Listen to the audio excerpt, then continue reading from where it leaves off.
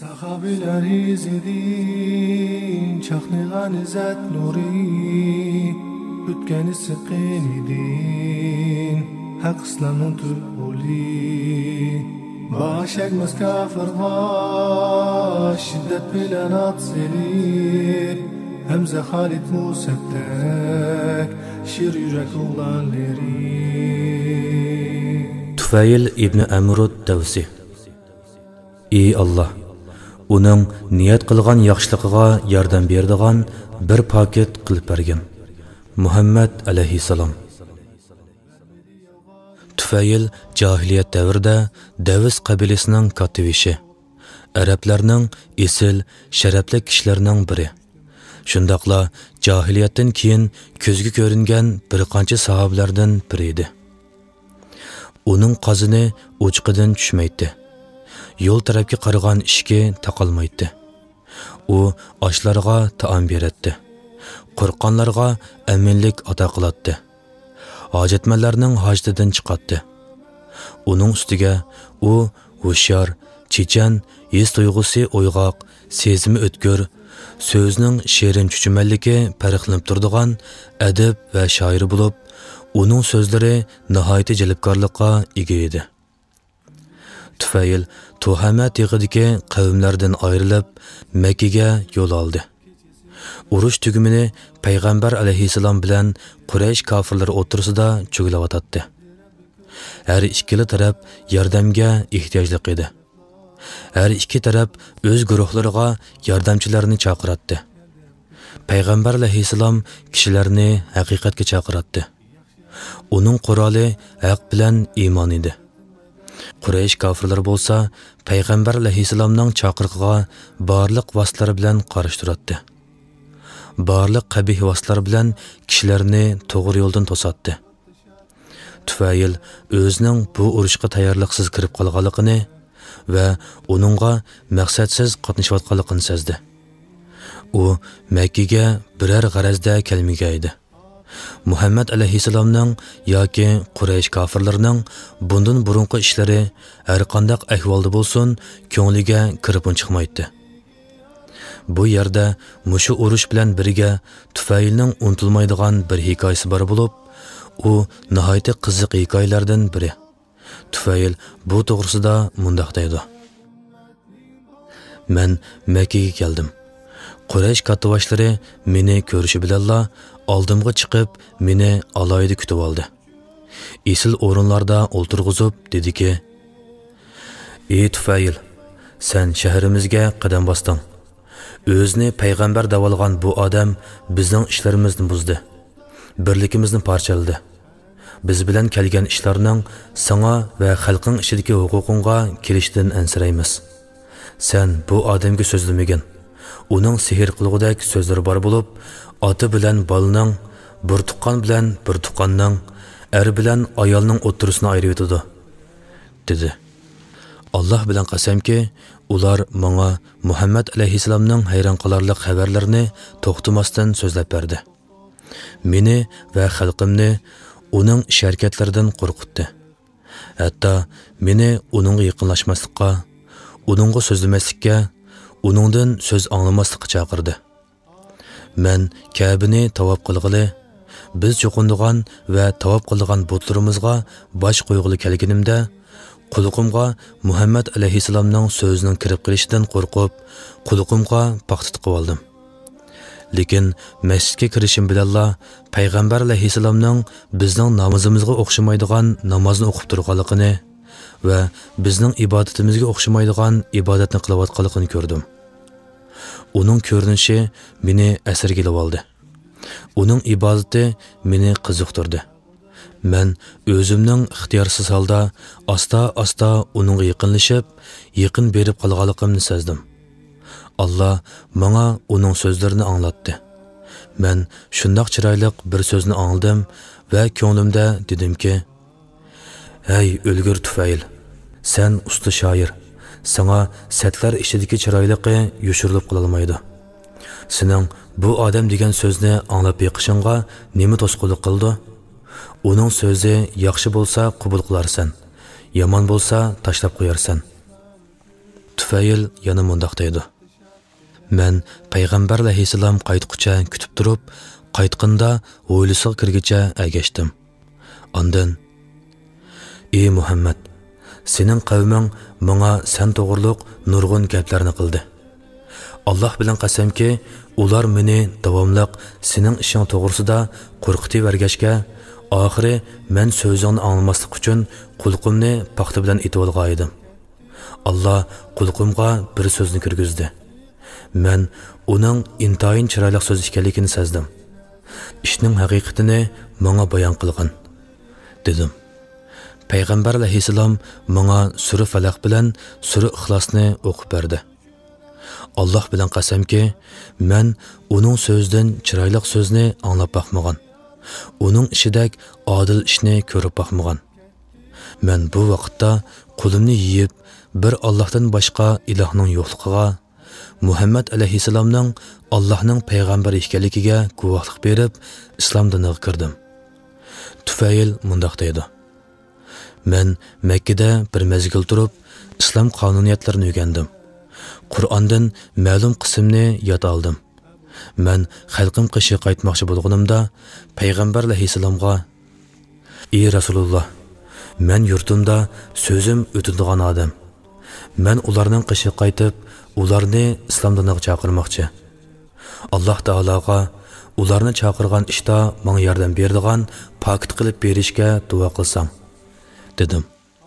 Payg'ambar alayhissalom: "Ey Alloh, uningga pokit qilib bersang," deb duo qildi. Men qavmimning qishiga berib, egiz bir yerga chiqdim. Bu vaqtda ikki ko'zimning o'tirsida chiroqqa o'xshash bir nur paydo bo'ldi. Men shu an: "Ey Alloh, bu nurni yuzimdan boshqa o'rinda qilsang, haqiqatan men ularning bu nurni ularning dinidan ayrilganligim uchun yuzimga tushgan azob deb xato gumon qilishidan qo'rqaman," deyishim bilan nur yo'tkilib qamchamning dastiga tushdi. Men egiz joydan kanitga tushdim. Kishilar qamchamdagi isiqliq panusga o'xshash yinib turgan nurni ko'rishga boshladi. Uyga kelsam, dadam qishimga keldi. Dadam yashnab qolgan edi. Men dadamga: "Siz mendan yiroq turing. Men sizga o'xshamayman. Sizmi ham menga o'xshamaysiz," dedim. "Nimishqa o'g'lim?" dedi dadam taajjub bilan. "Men musulmon bo'ldim. Muhammad alayhissalomning diniga ergashdim," dedim. Dadam: "O'g'lim, sening dining mening dinim," dedi. Men: "Siz berib yuyining, kiyimingizni pokizlab qishimga keling. Men sizga o'rganganimni o'rgatib qo'yay," dedim. Dadam berib yuyinib, kiyimlarni pokizlab keldi. Men dadamga islom dinini bayon qildim. Dadam musulmon bo'ldi. Ondan qishimga ayolim keldi. Men uningga: "Mendan yiroq turing. Men sizga o'xshamayman. Sizmi menga o'xshamaysiz," dedim. Ayolim: "Nimishqa? Ota-onam pido bo'lib ketsin. Zoda nimishqa?" deb so'radi. Ikkimizning o'tirsini islom ayirib turdi. Men musulmon bo'ldim. Muhammad alayhissalomning diniga ergashdim. Ayolim: "Sizning diningiz mening dinim," dedi. Men: "Siz berib zishroning suyida yuyinib keling," dedim. Ayolim: "Ota-onam pido bo'lib ketsin. Siz zishrodan menga ziyon yetib qilishidan qo'rqmamsiz?" deb so'radi tashvish bilan. Men uningga tushundirib: "Ey ahmoq, qurib ketsin undaq zishro. Men sizga kishilardan yiroq o'ringa berib yuyining," dedim. Men bu gaz tashning sizga ziyon sololmaydiganligiga kafolat beraman, dedim. Ayolim berib yuyinib keldi. Men islom dinini bayon qildim. Umu musulmon bo'ldi. Men Davis qabilasini islomga chaqirdim. Abu Hurayradan boshqasi musulmon bo'lg'ili unimidi. Abu Hurayra musulmon bo'lishda kishilarning avvalgisi bo'ldi. Tufayl mundaq deydi: "Men Makkaga Rasulullohning qishiga keldim. Men bilan Abu Hurayra bor edi. Payg'ambar alayhissalom: "Ey Tufayl, xalqing qandara qoldi?" deb so'radi. Men dillari haqni ko'rishdan pardlangan va qattiq kufrlik ichida qoldi. Haqiqatan Davis qabilasiga fosiqlik va isyonkorlik g'alaba qilib ketdi, dedim. Bu vaqtda payg'ambar alayhissalom o'rnidan turib tahorat oldi va namoz o'qib duoga qo'l ko'tardi.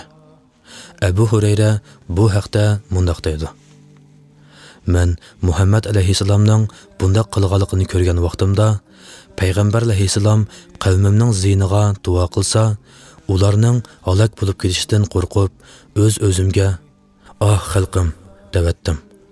Lekin payg'ambar alayhissalom mundaq deyishga boshildi: 'Ey Alloh, Davis qabilasini to'g'ri yo'lga boshlagan.' Payg'ambar alayhissalom menga qarab, 'Sen qavmingning yeniga qaytib, ular bilan quyuq aralashqin. Ularni islomga chaqirgan,' dedi. Abu Hurayra so'zini davomlashtirib shundoq deydi: "Men Davis qabilasiga tushibla ularni islomga chaqirdim.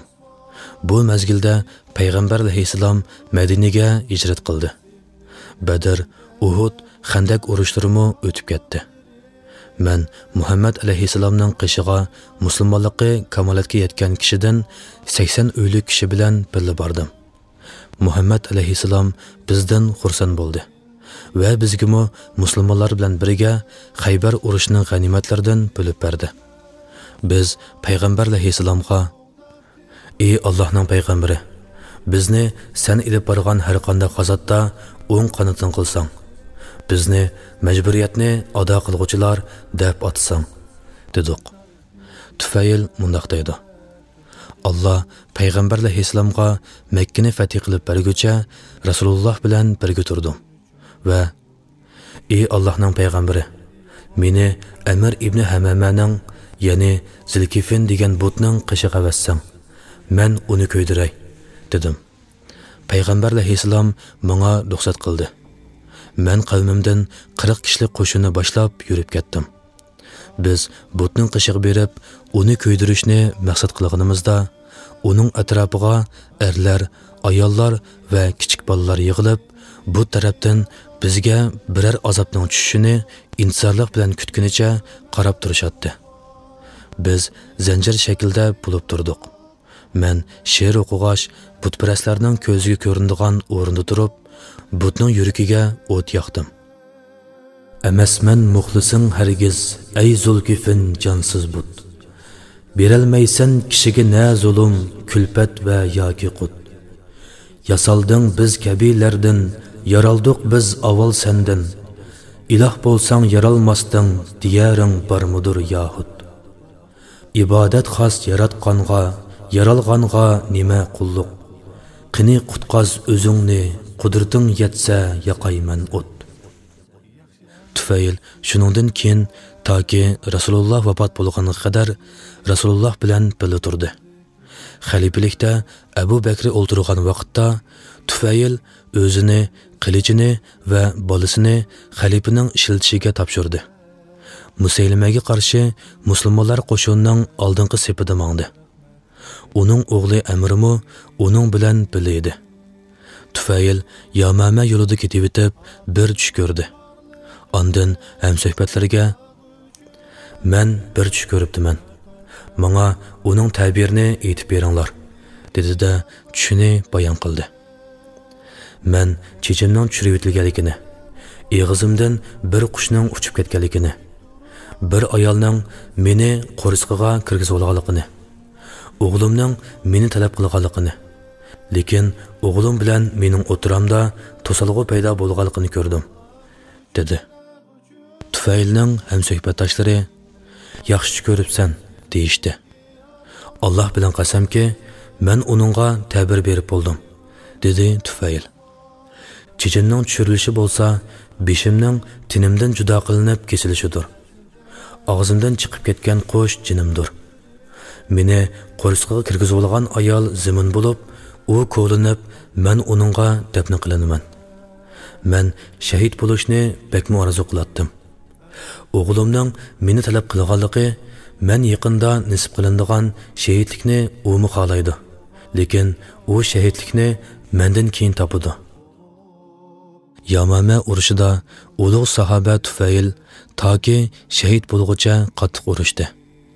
Ammo o'g'li Amir yarisi uni ojizlashtirguncha urush qildi. Uning o'ng qo'lining olqini kesib tashlandi. U Yamama zaminda otasi bilan qo'lini tashlab qo'yib Makkaga qaytdi. Umar ibn Xattobning xalifalik davrida bu xalifa qishig'a Amir kirib keldi. Bu chaqda Umarning qishig'a tomoq keltirildi. Kishilar Umarning qishida o'tirishqa edi. Umar jamoatni tomoqqa chaqirdi. Amir u tomoqdan yiroq turdi. Umar uningga: "Nima bo'ldi? Ehtimol sen qo'lingdan xijil bo'lib, tomoqdan yiroq turibsan. Alloh bilan qasamki, sen bu tomoqni ashu kesilgan qo'ling bilan yemaguncha men yemayman. Alloh bilan qasamki, kishilar ichida bir partisi jannatda turgan kishilardan senla bor." Umar yuqorqi so'zi bilan Amirning jangda kesilgan qo'lini maqsad qilgan edi. Amir otasidan ayrilgandan keyin ko'ngilda shahid bo'lishning ishtiyoqi yalqinjaydi. Yarmuk urushi bo'lganda Amir oldingi safda urushga chiqdi va otasi uni umidlantirgan shahidlikka erishguncha urush qildi. Allah Tufayl ibn Amr ad-Davsiga rahim qilsin. U shahid va shahidning otasi edi.